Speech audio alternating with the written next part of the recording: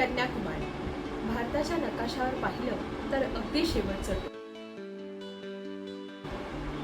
पण इथे आल्यावर समजतं हा शेवट नसून तर एक वेगळीच अनुभवाची सुरुवात आहे.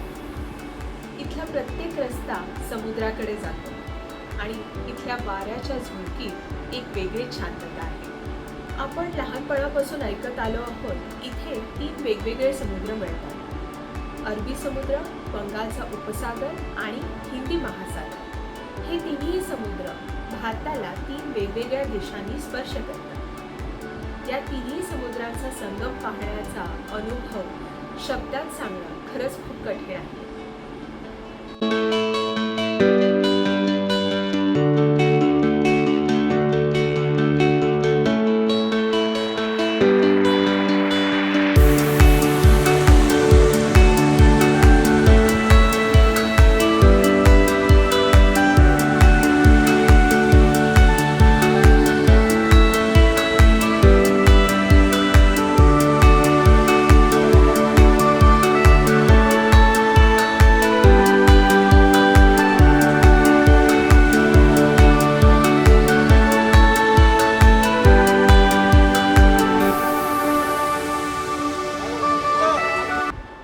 पण कन्याकुमारीचं सगळ्यात मोठं आकर्षण अजून बाकी आहे.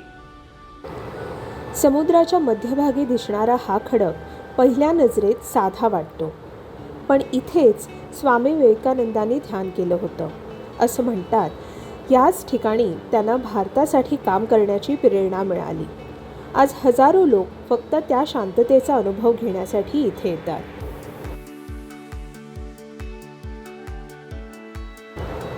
आणि आता नजरेसमोर दिसतो 133 फूट उंच तिरुवल्लुवरांचा भव्य पुतळा. समुद्राच्या मध्यभागी उभा असलेला हा पुतळा इतका भव्य आहे की दुरूनही पाहिल्यावर त्यांचं सौंदर्य लक्ष वेधून घेतं.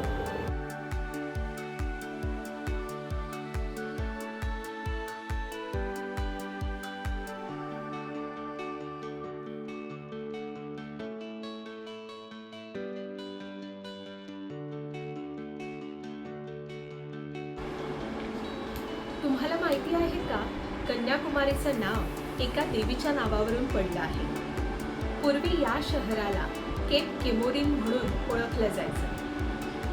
काही विशिष्ट दिवसांमध्ये इथे सूर्यास्त आणि पूर्ण चंद्र एकाच वेळी पाहण्याची संधी मिळते.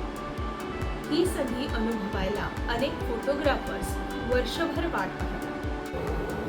पर्यटन स्थळांइतकीच इथली स्थानिक संस्कृतीही सुंदर आहे. छोटे बाजार, शंख शिंपल्यांच्या वस्तू, दक्षिण भारतीय खाद्यपदार्थ आणि समुद्रकिनाऱ्यावरचा संध्याकाळचा माहोल यामुळे कन्याकुमारी फक्त पाहण्याचं नाही तर अनुभवायचं ठिकाण बनतं.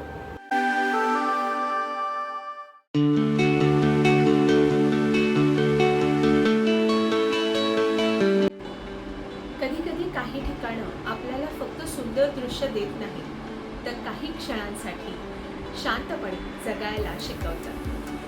माझ्यासाठी कन्याकुमारी तसंच ठिकाण आहे. जर तुम्ही दक्षिण भारतात फिरायचा विचार करत असाल तर कन्याकुमारी तुमच्या लिस्टमध्ये जरूर असू द्या.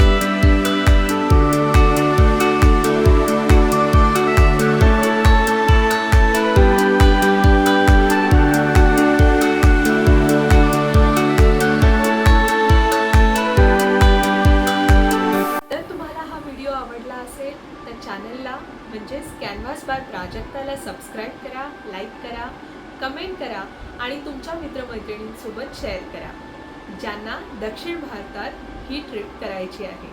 भेटूया आपण पुढच्या ब्लॉगमध्ये. तोपर्यंत नमस्कार आणि काळजी घ्या.